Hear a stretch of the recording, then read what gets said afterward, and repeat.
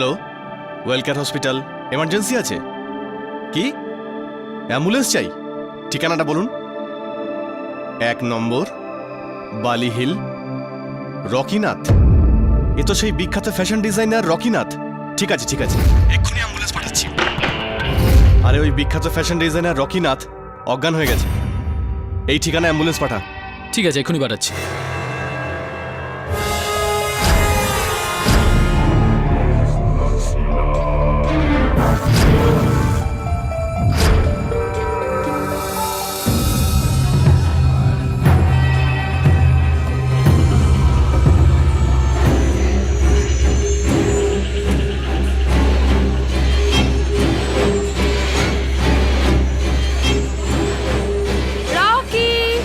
Yeah, coming.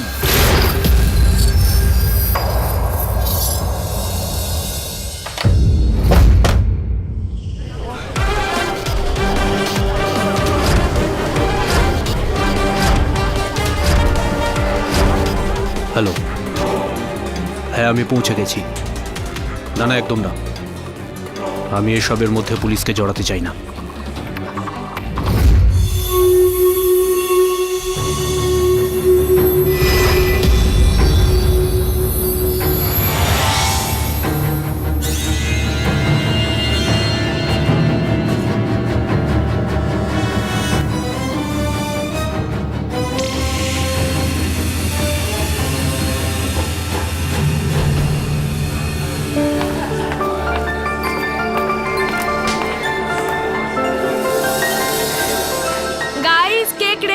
চলো cake কাটা যাক। Guys, no cake fighting please.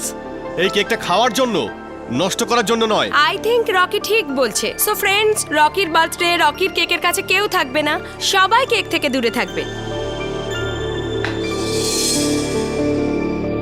Happy birthday to you, happy birthday to you, happy birthday to you, happy birthday to dear Rocky, happy birthday to you.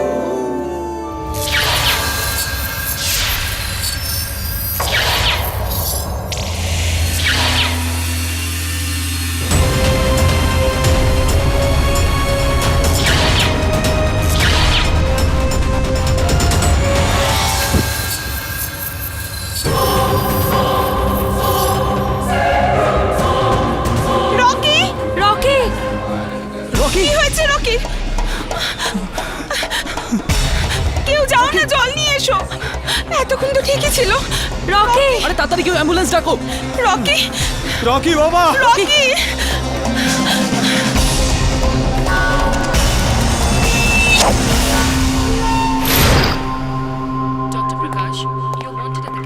পুলিশকে এখানে কে ডাকলো? Rocky কোথায়? ও তো ভেতরে। কেন? আপনার কি চাই? ওনার বয়ান নিতে হবে। সরি ইন্সপেক্টর, আপনি আর বয়ান নিতে পারবেন না। He is no more. কি? আপনি পাগল হয়ে গেছেন? ও তো ভালোই ছিল। বাবা, ওনাকে বলো না, রকি একদম সুস্থ ছিল। দীপা, শান্ত হও দীপা। না বাবা, না, শান্ত হও, রকি এরকম শান্ত হতে হও পারে দীপা। না। রকি না, না, আমাকে না, ছেড়ে না। যেতে পারে না। ডক্টর, আমাদের ওর বডিটা পোস্টমর্টেম করাতে হবে। পোস্টমর্টম? ওকে। পোস্টমর্টম? কেন? আইনের কাজের জন্য। তাছাড়া আপনারা সবাই অনুষ্ঠানে উপস্থিত ছিলেন, তাই না? হ্যাঁ। আমার আপনাদের সবার বয়ান চাই। আপনাদের সকলকে থানায় আসতে হবে। কিন্তু সকলকে জিজ্ঞাসাবাদ করার অর্থ কি? আমি থানায় যেতে পারবো না। আপনি কে? আমার নাম সিদ্ধার্থ, রকির সেক্রেটারি। মানে ছিলাম। মিস্টার সেক্রেটারি, আপনি কি জানেন কি জানেন না সেটা বের করা পুলিশের কাজ। আর সেটা কিভাবে বের করতে হয় সেটা আমি খুব ভালো করে জানি।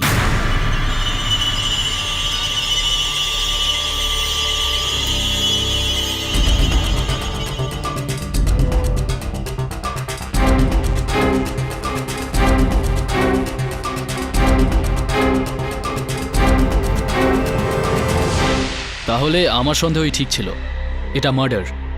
হ্যাঁ স্যার, ওকে বিষ ও ইঞ্জেকশনের মাধ্যমেই দেওয়া হয়েছে। এই দেখুন স্যার।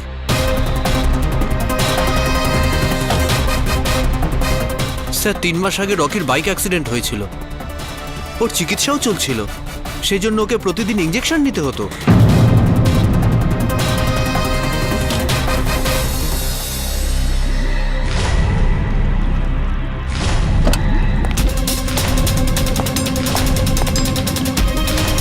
চলুন আমাদের সাথে চলুন। চলুন। কি হয়েছে? আপনাকে আপনার হবু স্বামীর হত্যার জন্য গ্রেপ্তার করা হচ্ছে। আপনার মাথা খারাপ হয়ে গেছে? আমি কোনো খুন করিনি। যা বলার আদালতে গিয়ে বলবেন, চলুন। আমি সত্যি বলছি স্যার, আমি কোনো খুন করিনি। ছাড়ুন আমাকে আপনারা, ছাড়ুন বলছি। ভালো করে চিনি আপনাদের। প্রথমে মিথ্যে কেস সাজাবেন, তারপর জেল খাটাবেন, আর তাছাড়াও আমার ইচ্ছের বিরুদ্ধে এখান থেকে কেউ নিয়ে যেতে পারবে না। বুঝেছেন আপনি? Now get out. এনেকে নিয়ে চলুন। I said get out of my lab. ছেড়ে দিন আমাকে। I said get out. Get out of my lab.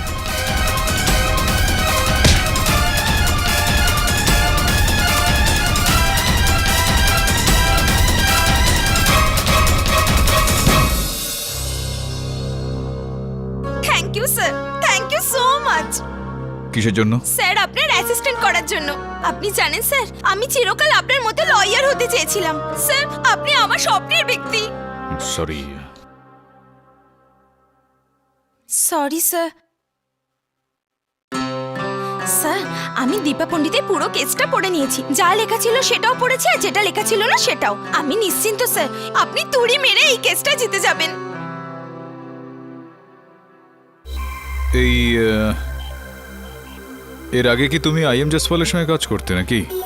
কি স্যার? কে? না, ওই পাবলিক প্রসিকিউটর আইএম জসওয়াল। এইভাবেই সবসময় কথা বলতে থাকেন তিনি। তুড়ি মেরে কেস সলভ করে দেব, 10 মিনিটে কেস শেষ হয়ে যাবে। কোনো উকিলই 10 মিনিটে হত্যার কেস সলভ করতে পারে না। কিন্তু স্যার আমি আপনাকে কোর্টে দেখেছি, আপনার বিরুদ্ধে কেউ দাঁড়াতে পারবে না। আমি দেখেছি স্যার, কেস যতই পেঁচালে হোক না, আপনি এমনি সলভ করে নেন। দেখো শোনায় না, আমার বাবা বলতেন যে যদি জীবনে তুমি নাম করতে চাও তাহলে নিজের কাজের মাধ্যমে করো, অন্যের মোসাহেবি করে নয়।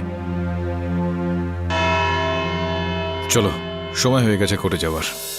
দীপা পণ্ডিত মহাশয়া খুবই ভাবনা চিন্তা করে নিজের হবু স্বামী বিখ্যাত ফ্যাশন ডিজাইনার রাকেশ নাথ ওরফে রকির খুন করে ফেলেন। খুন করার পর যখন উনি শোনেন যে পাবলিক প্রসিকিউটর আইএম জয়সওয়ালের সম্মুখীন হতে চলেছেন, তখন উনি কান্নাকাটি শুরু করেন। ওনার কান্না দেখতে না পেয়ে ওনার বাবা ভূষণ পণ্ডিত মহাশয়কে খুনের মামলা থেকে বাঁচানোর জন্য তার বন্ধু কেডি পাঠক মহাশয়কে নিযুক্ত করেন। নমস্কার পাঠকবাবু। হ্যাঁ পাঠকবাবু, আপনি বিশ্রাম করুন, কারণ খুব তাড়াতাড়ি আপনি বাড়ি চলে যাবেন। মাত্র 10 মিনিটেই আমি কেসটা জিতে যাব। ধর্মাবতার, আমি সবার আগে আমি এই কেসটাকে এগিয়ে নেওয়ার জন্য ইন্সপেক্টর দাবেকে একবার ডাকতে চাই। মিস্টার দাবে, কেউ আপনাকে কোনো ইনফরমেশন দেয়নি, তাও আপনি হাসপাতালে গিয়েছিলেন, এটা কি সত্যি? আগে হ্যাঁ। মানে আপনি কি জানতেন যে রকির যে মৃত্যু হয়েছে সেটা স্বাভাবিক না? আমার একটু সন্দেহ ছিল। কেন সন্দেহ কেন ছিল? কেউ বলেছিল আপনাকে? রকি নিজে 1 সপ্তাহ আগেও আমার সঙ্গে দেখা করতে থানায় এসেছিল। স্যার আপনি আমাকে বিশ্বাস করুন, আমার প্রাণের ঝুঁকি আছে, কেউ আমাকে মারতে চায়। আপনি কেন বুঝতে পারছেন না স্যার? আপনি আগে একটু রিল্যাক্স হয়ে বসুন। এই নিন জল খান। পরিষ্কার করে বলুন, আপনার কেন মনে হচ্ছে আপনাকে কেউ মারতে চায়? স্যার আমার মনে হয় না, আমি নিশ্চিত। প্রত্যেক দিন কেউ আমাকে পিছু করে, আমি যেখানেই যাই না কেন ছায়ার মতো সে পিছু নেয়। যে আপনাকে পিছু করছে তাকে কি আপনি চেনেন? আগে না, কারণ আমি যখনই পেছনে তাকাই সে কথা লুকিয়ে পড়ে। তো আপনার মনে হচ্ছে আপনাকে সে মারতে চায়?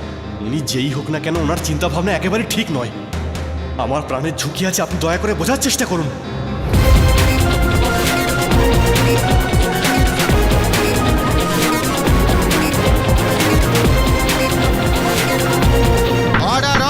তারপর আমি জানতে পারি রকিকে হাসপাতালে নিয়ে যাওয়া হয়েছে। তাতে আমার একটু সন্দেহ হয়, কিন্তু আমার পৌঁছানোর আগেই ও মারা যায়। মৃত্যুর কোনো কারণ জানলে সেটা ধর্মাবতারকে বলুন। স্যার পোস্টমর্টেমের রিপোর্ট অনুযায়ী রকির রক্তে প্রসিডিন নামের এক প্রকারের বিষ পাওয়া যায়। তার মানে প্রসিডিন বিষের জন্যই রকির মৃত্যু হয়, তাই তো? পোস্টমর্টেম রিপোর্ট অনুযায়ী রকির মৃত্যুর কারণ হলো অর্গান ফেলিয়ার, যা শরীরে বিষ ছড়িয়ে পড়ার কারণে হতে পারে। রকির দেহে প্রসিডিনের উপস্থিতি আর শরীরে ইঞ্জেকশনের দাগ পাওয়া থেকে এই দুটো বিষয় একই দিকে পরিষ্কার ইঙ্গিত করে যে রকিকে প্রসিডিনের ইঞ্জেকশন দেওয়া হয়েছে। ঠিক ঠিক ধর্মাবতার, প্রমাণ হয় যে রকিকে প্রসিডিন বিষের ইনজেকশন দেওয়া হয়েছিল। আর কখন দেওয়া হয়েছিল ধর্মাবতার? যেদিন সন্ধ্যাবেলা তার জন্মদিনের অনুষ্ঠান চলছিল। আর এখন প্রশ্ন হলো সেটা কে দিয়েছিল, তার উত্তর আমার কাছে আছে ধর্মাবতার। সেই ইনজেকশনটা দিয়েছিল দীপা পণ্ডিত মহাশয়া। আর আমি এটা এমনি বলছি না, কারণ দীপা দেবী এই রসায়ন সম্বন্ধে অনেক অনেক জ্ঞান রাখেন। সাধারণ মানুষ এই ব্যাপারটা জানতেও পারে, নাও জানতে পারে, কিন্তু দীপা পণ্ডিত এই ব্যাপারটা জানেন, কারণ এটাই ওনার রিসার্চের বিষয়। অবজেকশন ধর্মাবতার, জসওয়াল সাহেব এই মোকদ্দমাকে বিপথে নিয়ে যাচ্ছেন। তাহলে আপনি ঠিক রাস্তায় নিয়ে আসুন স্যার। ঠিক আছে, যখন আপনি এতটা অনুরোধ করছেন আমি সেটা করেই দিচ্ছি। ধর্মাবতার, বাস্তবে রকির মৃত্যু ওই বিষ ভরা ইঞ্জেকশনের কারণে হয়নি।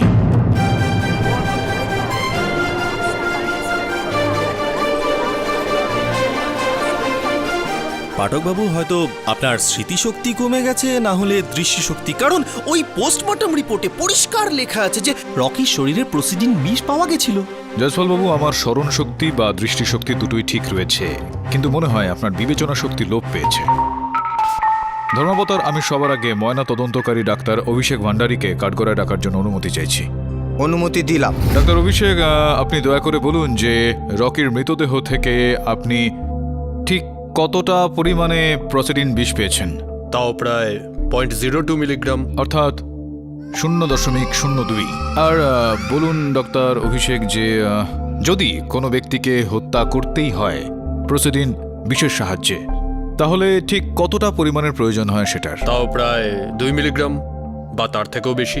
সেটার মানে এই দাঁড়ায় ইওর অনার যে মানুষের মৃত্যুর জন্য এই প্রসিডিন বিষটা যেই পরিমাণের দরকার পড়ে সেটার মাত্র 0.02% রকির দেহে পাওয়া গিয়েছে, যেটা থেকে এটা পরিষ্কার যে প্রসিডিনের কারণে রকির মৃত্যু হয়নি।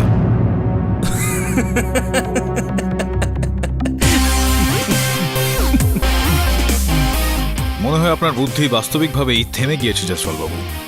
ময়না তদন্তের এত গুরুত্বপূর্ণ তথ্য আপনার আমোদপূর্ণ মনে হলো? আমোদপূর্ণ? ও আচ্ছা, হাসির মনে হলো। ওকে ওকে, সেটা আমি এক্ষুনি প্রমাণ করে দিচ্ছি। তার জন্য ধর্মাবতার, রকির যিনি চিকিৎসা করেছিলেন ডাক্তার সুদর্শন মল্লিক, তাকে আমি কাঠগড়ায় একবার ডাকতে চাই। ডাকতে পারেন। ডাক্তারবাবু, আপনি রকির চিকিৎসা কবে থেকে করছেন? অনেক দিন ধরে। আচ্ছা, এই যে প্রসিডিন ওষুধ, যেটা কিনা 0.02 মাত্রার, এই যে প্রসিডিং ওষুধ, এতে কি কারো মৃত্যু হতে পারে? এটা ঠিক যে 0.02 mg প্রসিডিনে কারো মৃত্যু হয় না, কিন্তু তা রকির জন্য একদমই প্রযোজ্য নয়। ও দেখুন, আমি টক্সিকোলজিতে গভীর রিসার্চ করেছি। যেমন বিভিন্ন ধরনের বিষ আমরা দেখে থাকি, ঠিক একইভাবে বিভিন্ন ধরনের শারীরিক গঠনও হয়, আর বিভিন্ন শরীরে বিভিন্ন মাত্রার বিষের আলাদা আলাদা প্রভাব পড়ে।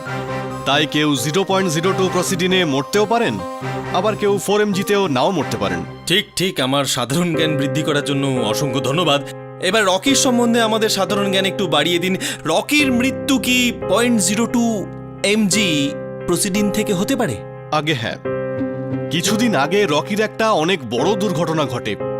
ওই দুর্ঘটনার পরে আমি ওকে একের পর এক অনেক সার্জারি করেছিলাম। তখনই আমি জানতে পারি যে রকি ভেতর থেকে অনেক দুর্বল ছিল, অনেক বেশি মাত্রায়। তাই মাত্র 0.02 mg প্রসিডিনে ওর মৃত্যু হতে পারত, আর সেই জন্যই ওর মৃত্যু হয়েছে।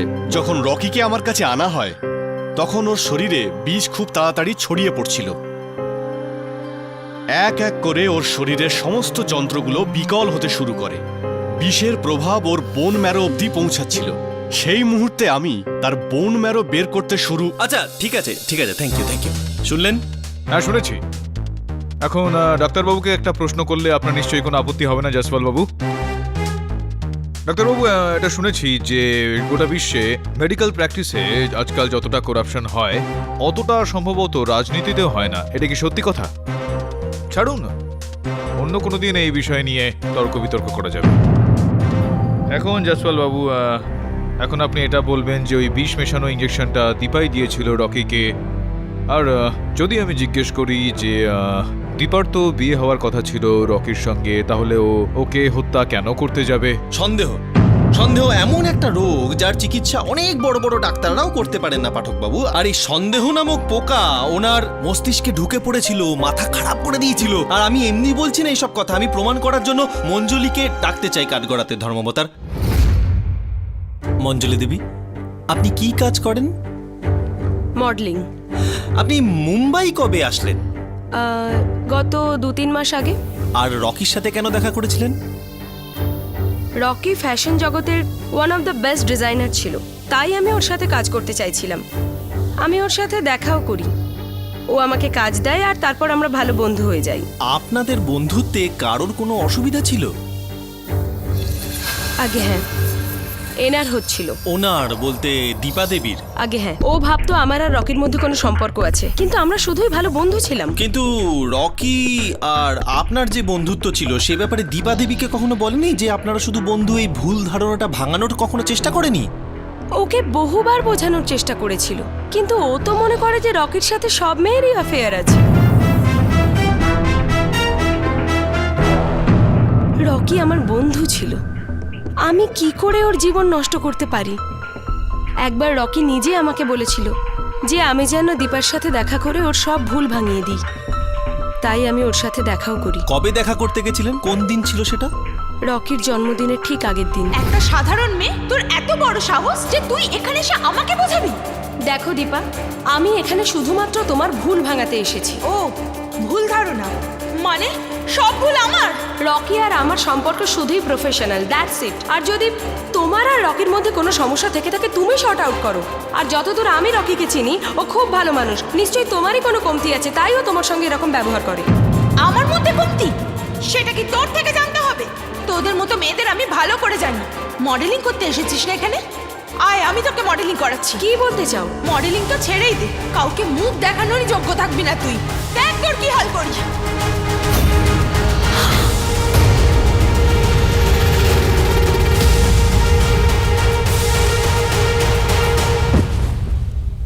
দীপা, ও মাই গড, হেল্প,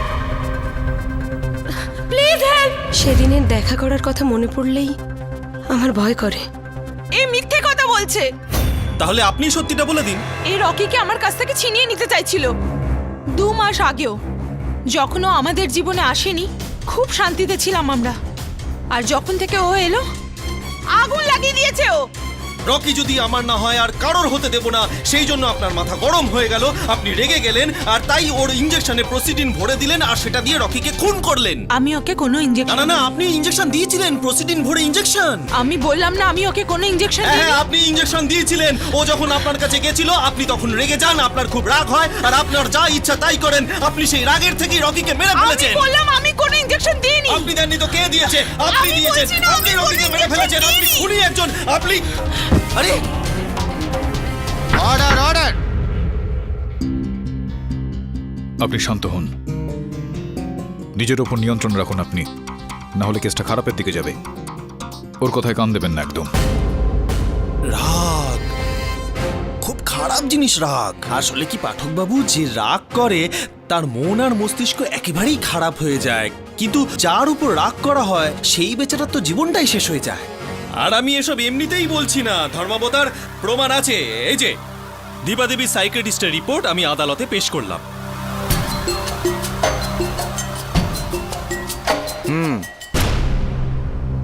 মনস্তাত্ত্বিকের রিপোর্ট, তার মানে দীপার কোনো মানসিক রোগ আছে।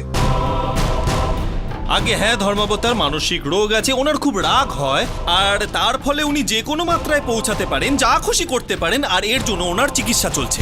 জসল বাবু বলুন।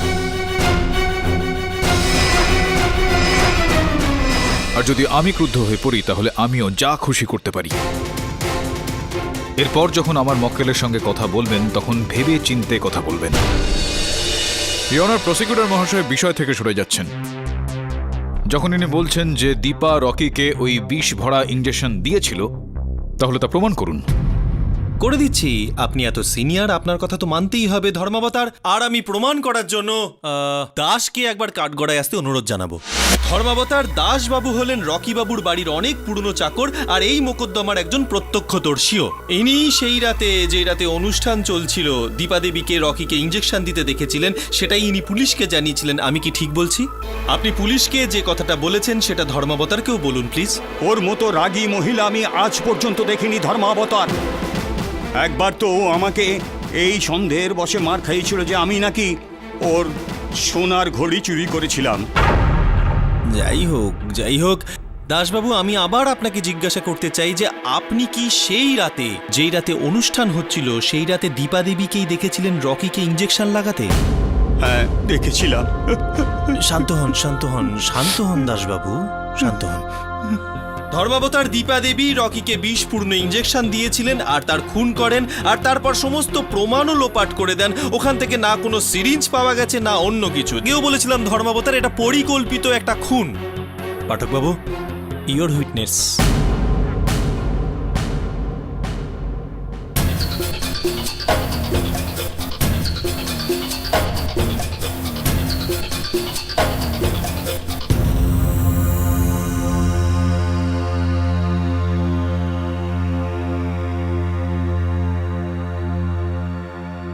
দাসবাবু, বয়স কত আপনার? 60 বছর স্যার। 60 বছর বয়স হলো আপনার। আর এই কত বছর ধরে আপনি এই চশমা পরছেন? 35 বছর ধরে। 35 বছর ধরে আপনার দৃষ্টিশক্তি দুর্বল। আগে আপনি সেই দিন দীপাকে দেখেছিলেন রকিকে ইঞ্জেকশন দিতে, দেখেছিলেন আপনি? আগে দেখেছিলাম। কি হয়েছিল একটু বিস্তারিতভাবে বলবেন? আমি অনুষ্ঠানে অতিথিদের পানীয় বিতরণ করছিলাম।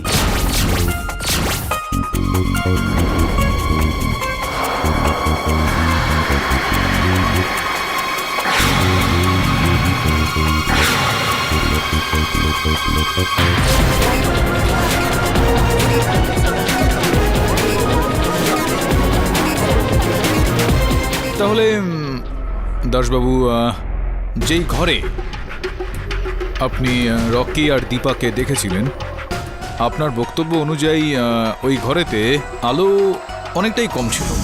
তো আপনার বয়স এতটা হয়ে গিয়েছে, ক্ষমা করবেন আমায়, 35 বছর ধরে আপনি চশমা পরছেন, আপনার দৃষ্টিশক্তি দুর্বল হয়ে গেছে। এতটাই কম আলোতে আপনি চিনতে পেরে গেলেন দীপাকে।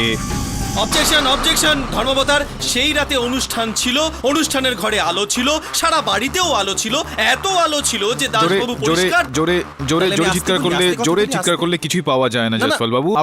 আপনার নিজের এই সাক্ষী এই বয়ান দিয়েছেন আদালতে যে লাইট কম ছিল, আলো কম ছিল। মিস্টার কেডি, আপনি কি বলতে চাইছেন? ইওর অনার, আমি বলতে না, আমি কিছু করতে চাই এখানে। আমি একটা প্রয়োগ করতে চাইব ইওর অনার, যদি আপনি অনুমতি দেন। না না না না, কোনোভাবেই সম্ভব না। ধর্মাবতার, কেউ ওনাকে এটা জানান যে এটা একটা আদালত, এটা কোনো এক্সপেরিমেন্ট করার জায়গা নয়। এখানে জয়সওয়াল কোনো- সাহেব, আদালত সত্যিকে পরীক্ষা করার একটা গবেষণাগার। সম্ভবত আপনাকে কেউ বলেনি বোধহয় এই কথাটা। ইওর অনার, যদি আপনি অনুমতি দেন তো। অনুমতি দেয়া হলো। ধন্যবাদ। আলো একটু কম করে দিন। দাসবাবু, আপনি বলতে পারবেন যে এরকমই কি আলো ছিল সেদিন সন্ধ্যায় ওই ঘরে? না, এর থেকে কম আলো ছিল। এর থেকেও কম আলো ছিল ওই ঘরে সেদিন। চলুন এই আলোতেই বলুন আমায় যে ওইখানে যে আমার সহায়ক বসে রয়েছেন, ওর হাতে কি রয়েছে?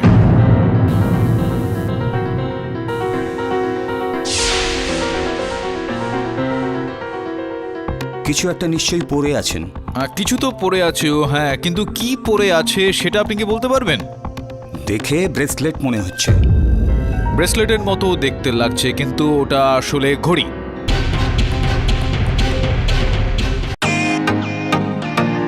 Welcome to Beaton world. How may assist you? নতুন ফ্ল্যাটের জন্য একটা স্ট্যান্ড ফ্যান আর কুলার নেব। এই পচা গরম থেকে একটু স্বস্তি চাই। বাজার চলতে সব ব্র্যান্ড তো আর ভরসাযোগ্য নয়।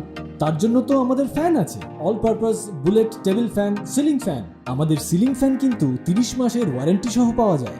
আছে ফারাটা 2 বছরের ওয়ারেন্টি, 17 থেকে 20 মিটার এয়ার ফ্লো। মধ্যবিত্তের সাধ্যের মধ্যে একমাত্র ভরসাযোগ্য ব্র্যান্ড বিটন। আমাদের কুলারের কিন্তু অনেক range, 45 litres, 50 litres, 70 litres, 90 litres, 110 litres. Honeycomb সহযোগে বিটনের সব কুলারের ওয়ারেন্টি 1 বছর। চেনা হাওয়ায় অচেনা অনুভূতির জন্য একমাত্র আদর্শ বিটন। গরমে স্বস্তি পেতে বিটনের ফ্যান হোক বা কুলার, আজই আনুন বাড়িতে। Vuitton, digitally yours. আপনি বলেছিলেন দাসবাবু যে এর থেকেও কম আলো ছিল সেই দিন, সেই সন্ধ্যায়, যখন আপনি দীপাকে দেখেছিলেন বোধহয়। হ্যাঁ, একটু আলোটা আরো কমিয়ে দিন তো। কি বলবেন, অনেকটা এরকম? হ্যাঁ। এবার বলুন যে আমার সহায়কের হাতে ঠিক কি রয়েছে? কই কিছুই তো নেই স্যার।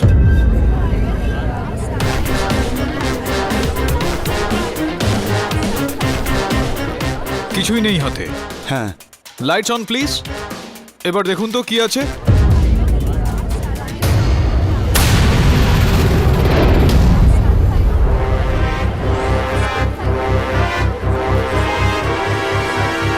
জলে ভরা গ্লাস আছে। জলে ভরা গ্লাস আছে, ধন্যবাদ। ইওর অনার, বাস্তবে দাসবাবুর রাতকানা রোগ রয়েছে, নাইট ব্লাইন্ডনেস। আলো কম থাকলে উনি কিছুই দেখতে পারেন না। এখন এখানে প্রশ্ন হলো জয়সওয়াল বাবু, যে উনি দীপার বিরুদ্ধে মিথ্যা বললেন কেন?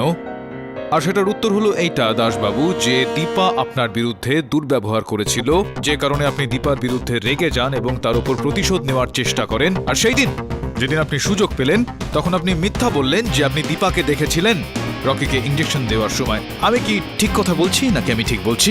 হ্যাঁ, আমি মিথ্যে কথা বলেছিলাম। যেদিন থেকে রকি বাবুর জীবনে এসেছিল ধর্মাবতার, ও আমার জীবন নরক করে তুলেছিল। ও অনেকবার রকিকে বলেছিল যেন আমাকে কাজ থেকে বের করে দেয়। এত বছরের সততার এই প্রতিদান দিচ্ছিল এই রাক্ষসী। অর্থাৎ ও আপনাকে চাকরি থেকে বের করে দেওয়ার চেষ্টা করলো, আর আপনি ওকে পৃথিবী থেকেই বের করে দেওয়ার একটা চেষ্টা করলেন। ইওর অনার, দাসবাবু আমার মক্কেলের বিরুদ্ধে আদালতে মিথ্যা বয়ান দিয়েছেন। আমি আদালতের কাছে অনুরোধ করব যে ওনার বয়সের কথা মাথায় রেখে এর জন্য ওনাকে শাস্তি দেওয়া হোক। এ নির্দোষ নয়, একটা ডাইনি। আমি রকি বাবুর নামে শপথ করে বলছি ধর্মাবতার, এই ডাইনিটাই রকি বাবুকে মেরেছে।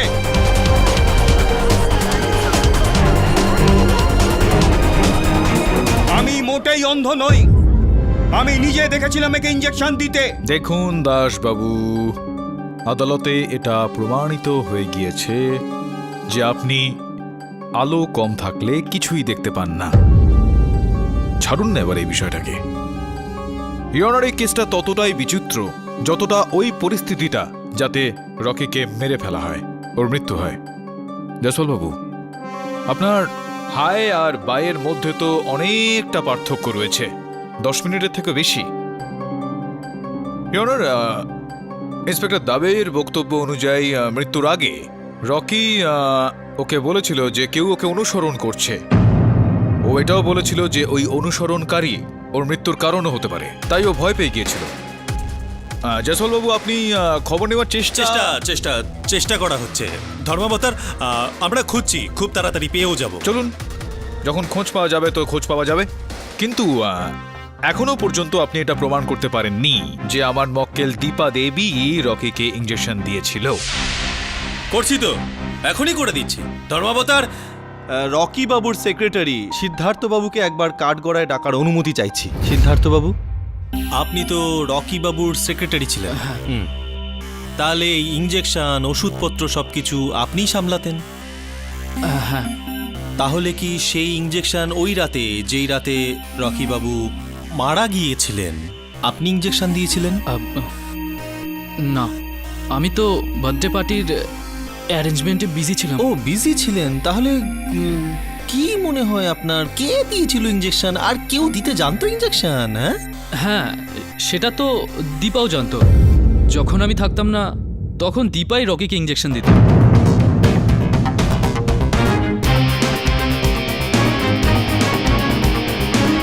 দীপা দেবীও ইঞ্জেকশন দিতেন, আপনিও কিছু জিজ্ঞাসা করতে চান?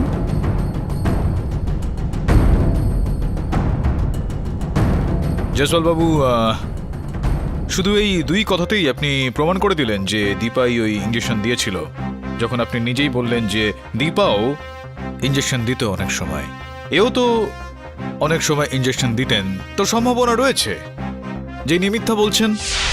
আপনি বসুন, কেন কষ্ট দিচ্ছেন নিজেকে? যান, বসুন বসুন বসুন।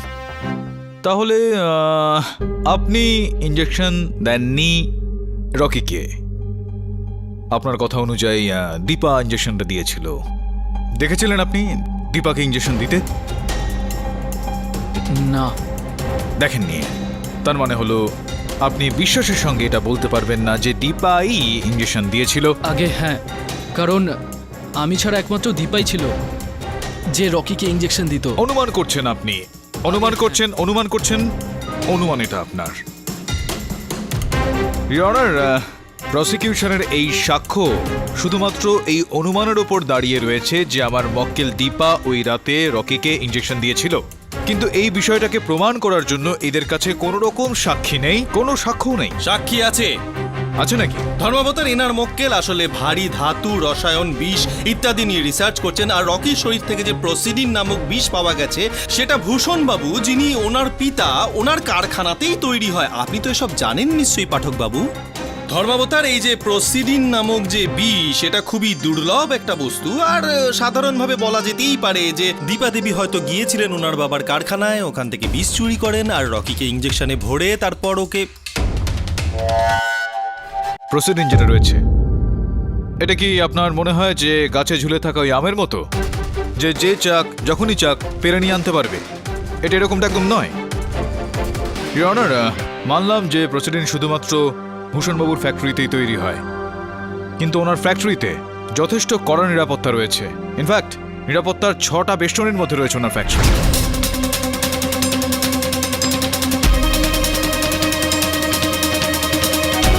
শুধু এতটাই নয় ইওর অনার, কোনো ব্যক্তিকে সেখানে সম্পূর্ণরূপে তল্লাশি না করিয়ে সেখান থেকে বের করানো হয় না, সেটা যদি হয় ফ্যাক্টরির মালিক ভূষণবাবু বা তার মেয়ে দীপার ক্ষেত্রেও ইওর অনার।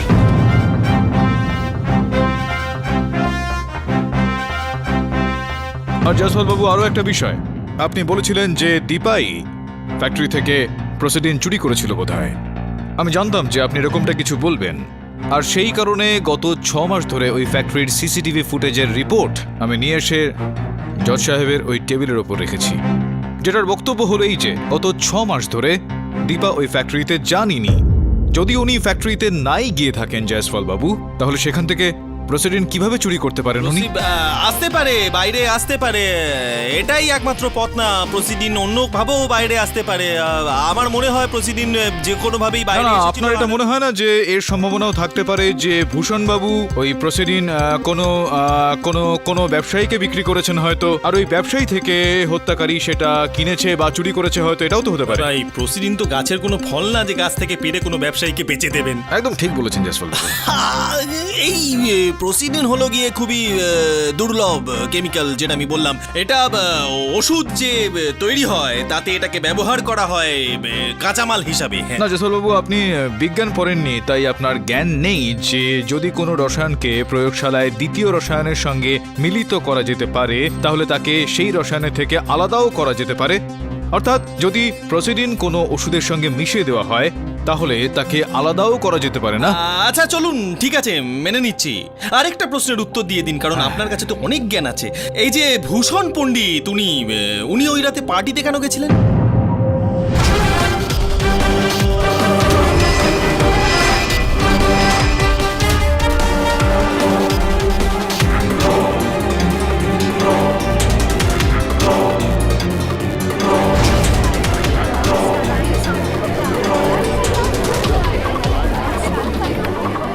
না, উনি ওই অনুষ্ঠানে ওনার মেয়ের সঙ্গে কথাবার্তা বলতে গিয়েছিলেন হয়তো, বা রকি হয়তো ওকে ডেকেছিল বিয়ের কথা বলার জন্য। কারণ তো অনেক হতে পারে এখানে, কিন্তু আপনি তার আগে আমার একটা প্রশ্নের উত্তর দিন যে এই প্রসিডিং এলো কোথা থেকে? আপনি বললেন যে দীপা নিয়ে এসেছে। আপনি কি এই সময় এখানে এই আদালতে প্রমাণ করতে পারবেন? এর কোনো মানেই নেই যে আমাকে এক্ষুনি প্রমাণ করতে হবে। তার জন্য আমি সময় চেয়ে নিতে পারি। চেয়ে নিন। হ্যাঁ, চাইছি তো। ধর্মাবতার, আমাকে সময় দিন। আই এম সরি ধর্মাবতার, আমাকে দয়া করে 3 দিন সময় দেওয়া হোক। আর আমি প্রসিডিং এখানে এনে প্রমাণ করে দেখাবো যে দীপা দেবী প্রসিডিং চুরি করেছিলেন আর দীপা দেবী খুন করেছিলেন রকির এই প্রসিডিংয়ের সাহায্যে। আদালত আগামী তারিখ অবধি স্থগিত রাখা হলো।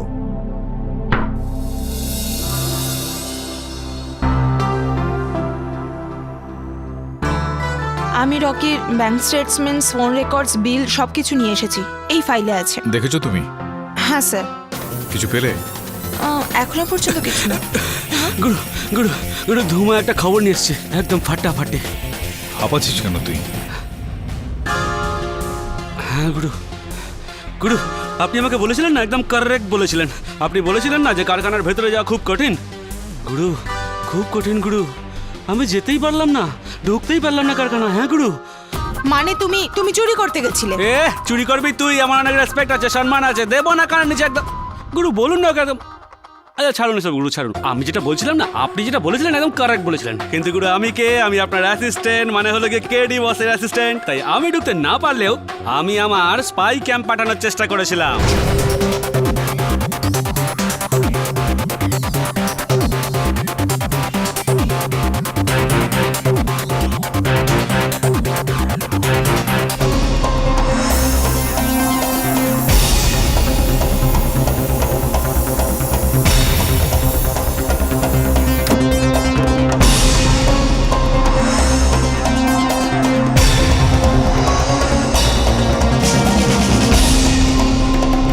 ওখানকার সিকিউরিটি কিন্তু হেভি টাইট বস, মা কালী দেবী, হেভি টাইট। ওই যে ব্যক্তি পিছু নিয়েছিল রকির, তার কি কোনো খবর পাওয়া গেল? বস আমি চেষ্টা করছি তো, আমি করে দেবো বস। কিন্তু বস তার এখনো খবর পাওয়া যায়নি। আসলে কি হয়েছে, রকি যেই লোকটার পিছু করেছিল সে আসলে আমাদের লাইনের, সরি মানে বলতে চাইছি ওই ভাই লোকেদের ছেলে ছিল না বস, অন্য কেউ ছিল। তাছাড়াও আমার মনে হয় না যে ওই ব্যক্তি রকিকে মেরেছে। যদিও ওকে মারতেই চাইতো তাহলে বাইরে কোথাও একটা মারতো, ঘরের ভেতর ঢুকে কেন মারবে ওকে? দ্বিতীয় প্রশ্ন হলো এই যে হত্যাকারী যদি রকিকে মেরে ফেলতেই চাইতো, প্রসিডিন এত কম পরিমাণে কেন দিত ওকে? একদম স্যার, 0.02 mgর জায়গায় 2 mg দিত, তাহলে বাঁচার কোনো পথই থাকতো না।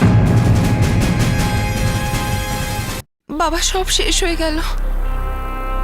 দীপা, এগিয়ে চলার নামই জীবন। তুমি চিন্তা করো না, কেডি তোমাকে ঠিক ছাড়িয়ে নেবে। ছাড়িয়ে নিলেই বা কি হবে বাবা? আমার ভালোবাসা, আমার সম্মান সব চলে গেল। অনেক হয়েছে বাবা, তুমি সবাইকে সত্যিটা বলে দাও। মাথা খারাপ হয়ে গেছে নাকি? জানো এর পরিণাম কি হতে পারে? আর কখনো সব বলার কথা চিন্তাও করো না। কিন্তু বাবা। কোনো কিন্তু না, বুঝেছো তুমি?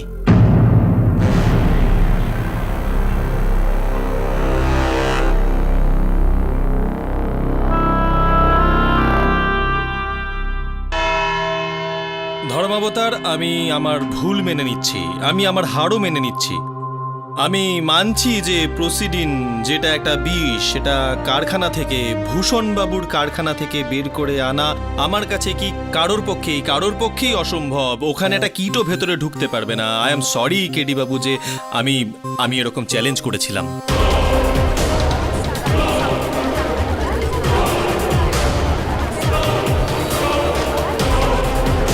চলুন জয়সওয়াল বাবু, আপনার জীবনে আপনি কিছু তো মেনে নিলেন। এটাও মেনে নিচ্ছেন আপনি যে আমার মক্কেল দীপা তার বাবা ভূষণবাবুর কারখানা থেকে ওই বিষটা চুরি করেনি। মানছেন আপনি? মানছি। সলিড কেডি বস, একদম সল।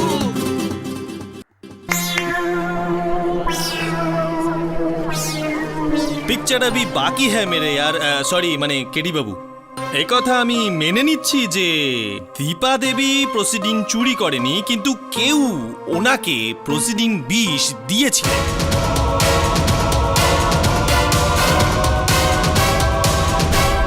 কেউ ওনাকে প্রসিডিন বিষ দিয়েছিলেন? না, আমাকে এটা বোঝান জয়সওয়াল বাবু যে যেই বস্তুটিকে কারখানা থেকে বের করাটা অসম্ভব, সেই বস্তুটাকে কেউ কিভাবে দিয়েছিলেন আর কাকে দিয়েছিলেন? অসম্ভব ছিল হ্যাঁ। মেন ডোর থেকে বার করা, আচ্ছা। ইমার্জেন্সি এক্সিট অর এন্ট্রি থেকে নয়।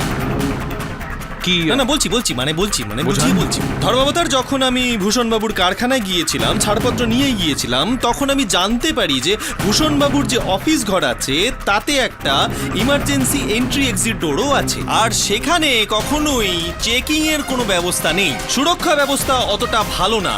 আর আরো বিস্তারিতভাবে পাঠকবাবু, আমি ওখানে জিজ্ঞাসাবাদ করে জানতে পারি যে কয়েকদিন আগেই ভূষণবাবু ওখান থেকে অনেক পরিমাণে প্রসিডিং বিষ কারখানা থেকে বাইরে নিয়ে এসেছিলেন।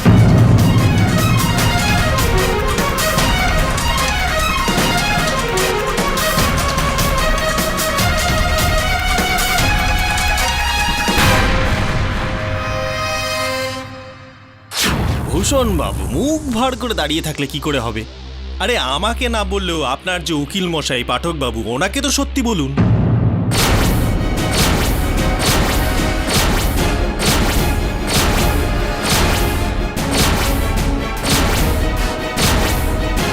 আগে হ্যাঁ, আমি ফ্যাক্টরি ল্যাব থেকে ওই প্রসিডিং নিয়ে এসেছিলাম।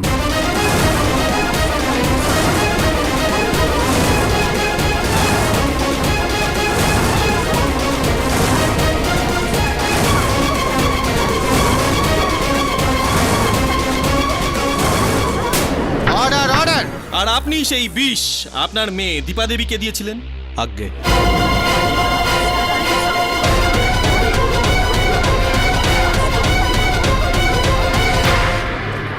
আচ্ছা, কি অদ্ভুত ব্যাপার না পাঠকবাবু, আপনার মক্কেলে যে কথা আমি জানি সেটা আপনি জানেন না।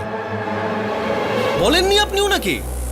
আমার মেয়ে নিরপরাধ, সে কাউকে হত্যা করেনি। একটু সংশোধন, উনি একা কাউকে মারেননি, উনি আর আপনি মিলে রকিকে মেরেছেন। আপনি ওই প্রসিডিং বিষ দীপাকে দিয়েছিলেন, তারপর আপনি অনুষ্ঠানে গেলেন এটা দেখার জন্য যে আপনার পরিকল্পনা সফল হয়েছে কিনা। আর যখন দেখলেন যে পরিস্থিতি বদলে গেছে, তখন আপনি ভয় পেয়ে ছুটে গেলেন কেডি পাঠকের কাছে, ওনাকে বোকা বানালেন আর ওনাকে বলতে গেলেন যে আপনি। এসব মিথ্যে কথা। তাহলে কি এটাও মিথ্যে কথা যে দীপা রকির যে বিয়ে হচ্ছিল তাতে আপনার কোনো সম্মতি ছিল না? এটাই সত্যি ধর্মাবতার। আর আমি এটাও প্রমাণ করে দেব যে এই সেই ফিল্ম ম্যাগাজিন যাতে সবকিছু লেখা আছে, বড় বড় অক্ষরে লেখা আছে, উনি ঘৃণা করতেন রকিকে। বাবা মেয়ে মিলে রকিকে খুন করেছে ধর্মাবতার। প্রসিকিউশন আই এম জয়সওয়াল এটা প্রমাণ করে দিয়েছে, প্রমাণ দিয়েছি, সাক্ষ্য দিয়েছি। এবার শুধু আপনার সিদ্ধান্তই বাকি ধর্মাবতার।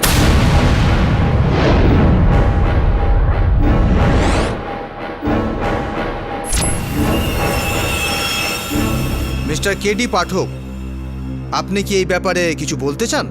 আগে না, ইওর অনার।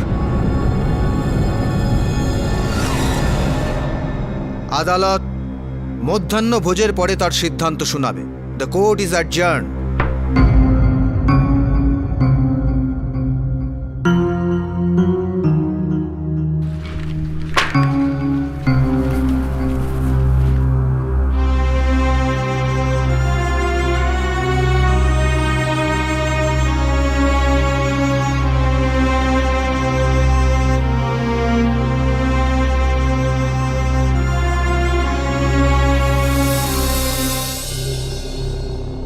কেডি,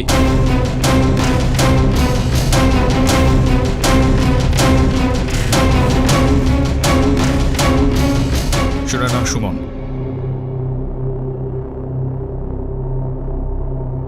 আমিও বাইরে আছি। থ্যাংক ইউ দেবে। কেডি,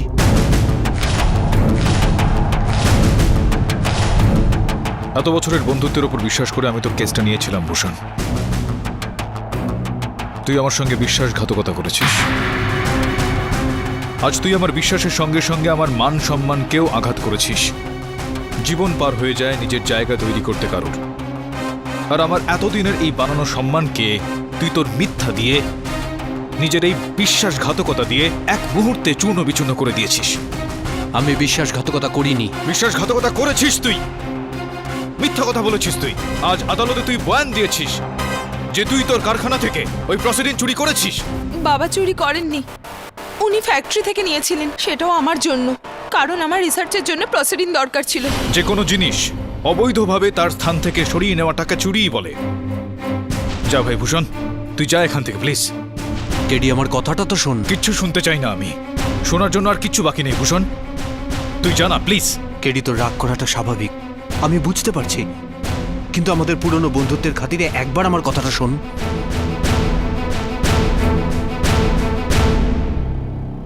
বল। আমি আদালতে যা মেনেছি তা মেনেছি, তোর কাছে লুকিয়েছি, কিন্তু তার পেছনে একটা বড় কারণ ছিল।